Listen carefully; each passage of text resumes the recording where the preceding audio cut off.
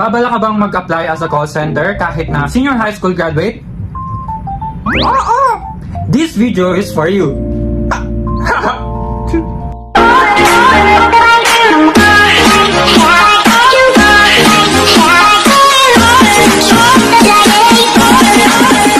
What's up guys? It's me, Judy, back in again with another video. And for today's video, ang pag-uusapan natin is how to get hired in a call center. So you can see sa title, how to get hired in a call center even if you are a senior high school graduate. Just to let you know guys, I am Judy J.A. Cabalfim, and yung first job ko is call center, aside from mag-business. Tsaka dun, unang naging job is yung sa Divisoria, dun sa pinag-workan ng mama ko, tapos mag-sell, magtinda, mag-reseller, ganon. Eto, yung pagiging call center agent as a senior high school graduate, kasi nag-enter ako sa BPO industry, 18 years old. So, kailangan mong 18 years old ka muna bago ka mag-apply ng call center or makapasok sa BPO industry. So make sure na 18 years old ka para kaya mo ma-process yung mga requirements na i-required ng company na papasukan mo. So a little bit background lang sa akin is, so syempre mahirap ang buhay. Nag-apply ako as a call center agent nung pagka-graduate ko ng senior high school kasi syempre for being practical, mahal yung mag-college dito sa Manila, and kahit na may universities or free yung tuition is mahal pa din kasi yung mga gagamitin sa schools, mga projects, your baon everyday. So I have to work as a call center para makatulong ako sa family ko and also for my studies. So how to get hired nga ba in a call center? So tip number 1 ko as a senior high school graduate na nag-apply ng call center is make your resume. So basically dito guys, first thing first, your resume. So this is your ticket to get noticed by the recruiters or mga HRs. Make sure na yung gagawin nating resume is clear, concise, and highlight yung relevant experience natin na kahit student tayo, kaya natin makagawa ng magandang resume. Clear, concise, regarding sa experience natin as pagiging student. Pwede natin lagay doon na consistent honor ako since elementary. I have leadership skills. So pwede natin lagay yun sa ating resume. So ipapakita ko guys yung na-polish kong resume. So ipa-flash ko na dyan sa screen yung na-polish kong resume nung nag-apply ako as a call center. So ayan, including your customer service roles. Kahit wala kang customer service roles, as long as kunwari naging president ka ng school, ng classroom nyo, so pwede mo lagay yun sa experience mo yun. Even pwede mong ilagay din if nag-part-time job ka sa mga fast food chain, McDo or Jollibee. So maganda din ilagay yung experience na yun kasi it serves as meron kang experience sa pagiging customer service. So ayun, pwede natin, if maganda tayo sa communication skills, pwede din natin siya isama sa resume natin. Mga leadership roles sa school, organization, so pwede natin lagay yun. So ipapakita yung nagawa kong resume. Simple lang siya guys, and also gagawa din ako ng vlog about kung paano gumawa ng resume. So proceed tayo. Tip number 2, prepare for common interview questions. So, alam nyo ba guys, nung bago ako mag-apply as a call center, okay.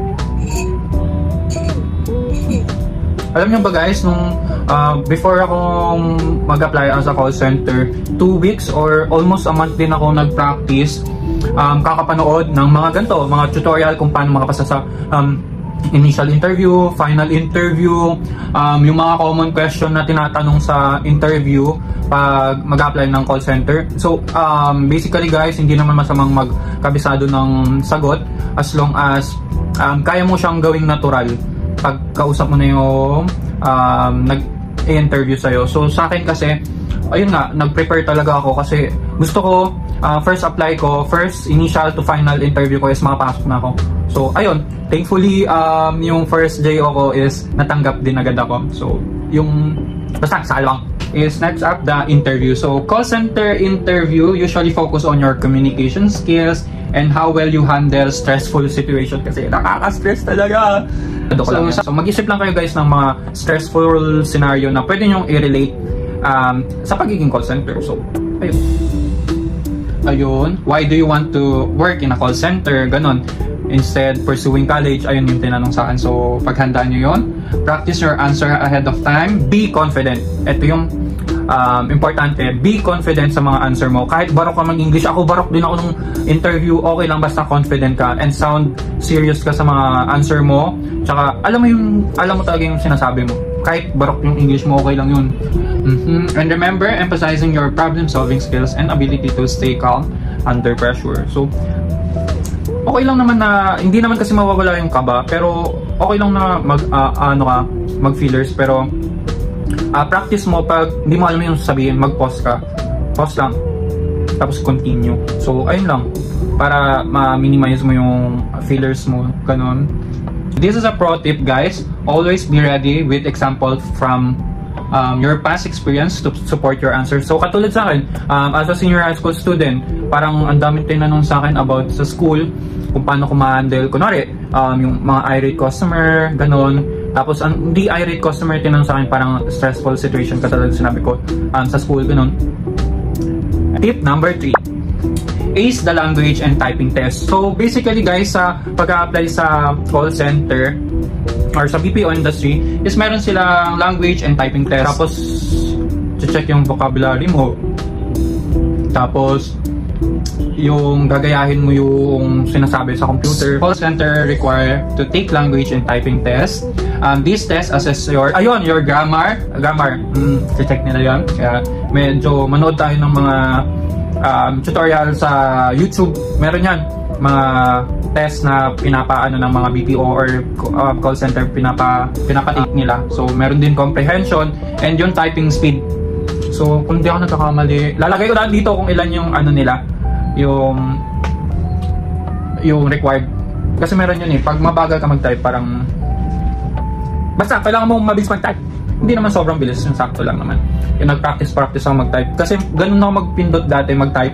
So, kailangan nyo mag-practice, guys. Kasi once na na-hired ka as a call center, kailangan, habang kausap mo si customer, is tina-type down mo na yung mga sinasabi. Practice makes progress. So, basically, guys, pag nagpa-practice ka, magkakaroon ka ng progress niyan sa pag-typing test. So, take online quizzes, guys, or practice test before your interview. Promise, guys, practice muna nyo yung grammar, comprehension, and typing speed natin. Meron yan sa mga online, sa website ka na. Search nyo na lang. Trust me, guys, being prepared will boost our confidence. So, pag prepared talaga tayo, kahit nasa interview na tayo, hindi na tayo kakabahan yan. Confident na tayo na, kaya ko to. Okay. Tip number 4.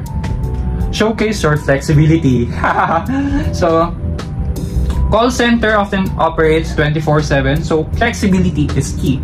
So, sa akin, during the interview, make sure to mention, guys, na you are open to work, including night shift. Kasi mostly, tatanungin na, are you amenable to work, ganito, ganyan, holidays, weekend, ganon. Yes lang, yes. Kahit yes lang. Ako, yes lang ako ng yes. Papasok ka ba kahit holiday? Are you amenable to work, holidays, weekend, weekends? Yes lang. Kahit hindi totoo, yes ka lang ng yes. Para magka-work ka. So, ayan yung naging ko. Including night shift, weekend, or holiday. This shows that we are reliable and committed. Pag nag-yes tayo, sige, yes lang. Kasi pag nag-no ka, tatanong yan.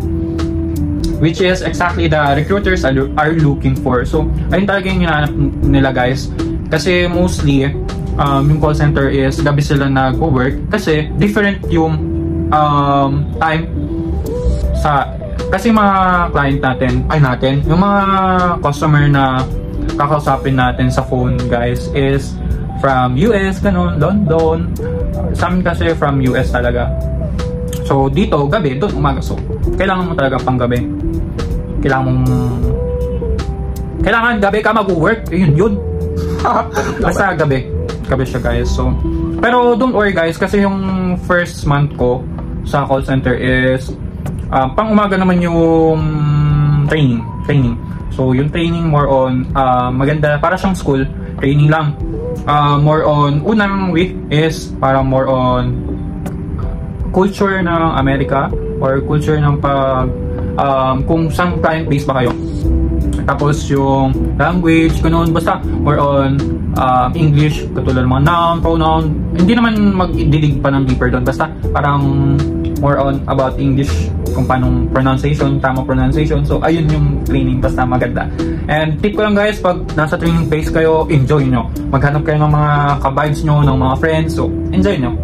Tip number 5. Demonstrate a positive attitude. So, what do I mean by this?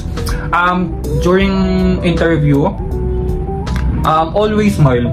Oo, makakabawas talaga siya ng kaba. Smile ka lang, kahit virtual or face-to-face, try to smile. Kasi mawawala yung kaba mo nun. Tapos pag nasagot ka din sa interview, smile ka lang.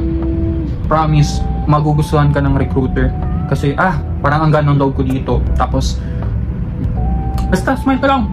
Wala namang mawawala kung ngingiti ka. Basta tip number 5, positive attitude. Smile. Kasi nakawala talaga siya ng kaba guys.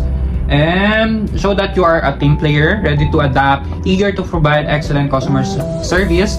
Remember, a positive attitude can set you apart from other candidates. So, there you go guys. Ayun lang naman. So, how to get hired in a call center. Una is polish your resume. Pangalawa is prepare for common interview question, mga initial, final interview. Don't worry guys, mag-upload din ako ng mga tinanong sa akin kasi sinusulat ko yung mga tinanong sa akin ng initial and final interview. So, ayun. Number 3 is ace the language and typing test. Basta ipasa natin yun guys. And number 4, showcase your flexibility. Pag tinanong, are you amenable to work at night, holiday, weekends? Yes, ang sagot. Number 5 is demonstrate a positive attitude and smile. That's it for today guys. On how to get hired in a call center. I hope these tips will be helpful sa'yo. And good luck sa pag-apply mo sa magiging job mo. I-claim mo na yan na makakapasa ka sa pagiging call center. And this is your time na makatulong sa sarili mo and sa family mo. If you did, don't forget to hit the like button and subscribe for more content like this. So if you have any questions or want more advice, drop a comment down below sa comment section and I will be happy to help you guys. And good luck guys with your job hunting and see you in the next video. So bye for now guys. Thank you so much for watching and please subscribe. Bye!